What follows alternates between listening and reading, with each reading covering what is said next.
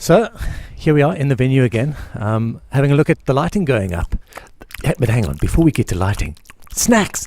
Someone mentioned snacks! I mean, you can't watch this on an empty stomach. Oh, okay, but back to the lighting.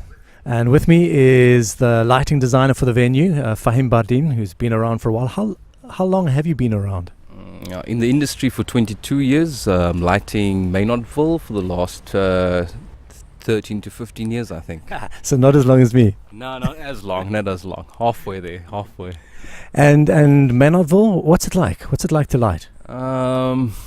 It's totally different. You got to think out of the box. It's nothing like your box theatre where we come from, is where it's more comfort zone kind of.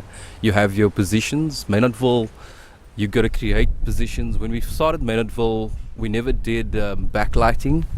It was kind of frowned upon back in the days, but in 2004, 2005, my first production, I took the leap to introduce some backlighting and color. As you well remember, it was just white and blue back in the day. And now you have a whole bunch of structures up there that you've manufactured and rigged in the trees to get some backlighting. Yeah, and miraculously they stayed there. We took a chance last year. We left the rig up, the positions up, and they're still there, so we'll make use of them again. Yeah.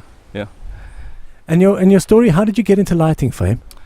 1995 was my introduction to stage. I was doing 2 years graphic designing. Introduced to the Nico Milan back in the day in 1995. Started out as a junior lighting technician. Lit my first show in 2000. My first Maynardville production was in 2004. And thus far, out of 12 productions, 9 was nominated for Fleur de Cup Best Lighting Design. Can I say congratulations already? Thank you. But this year is slightly different because no, we're not doing just the Shakespeare. We're doing the Philharmonic Orchestra, the ballet, the comedy, the Shakespeare. What challenges does that have? Okay, so when we're lighting Shakespeare and ballets, namely, we're looking at lighting specific areas where we concentrate on where the action is going to be.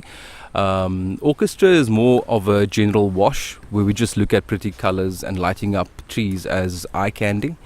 But it becomes more complicated when we do the Shakespeares and the ballets. We're looking for atmospheres.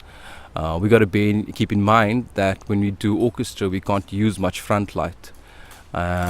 We get around this hurdle by using little LED stands or lit stands. Yeah. Tell me about that. We can't use much front light. Well, it's. I shouldn't say this on broadcast and stuff, but yeah, orchestra members, they frown when you use a lot of front light in their eyes. In order for them to see the music sheets as well and the conductor in front, standing in front of them, we then use lots of backlight and then 3/4 backlight to illuminate the stage. Yeah, no, I get it. I mean, you can't actually play with a light shining in your eyes. So not only is it a challenge from doing 4 different productions with one lighting rig, but it's also a challenge from the needs of each production itself. Yeah. Stand-up comedy, as you well know, that we're going to be using follow spots. So a lot of the colors will be done with backlighting and also minimal front light, but then follow spots will be playing a vital role in those situations. Cool. Well, thanks for him. Good luck. And let's make it look pretty, eh? Okay, yeah, cool. Right. Cheers. So that's Faheem, our lighting designer, and he runs with all the productions. There are other lighting designers that he works with specific to each production, particularly the Shakespeare, but he's the one who keeps it all together.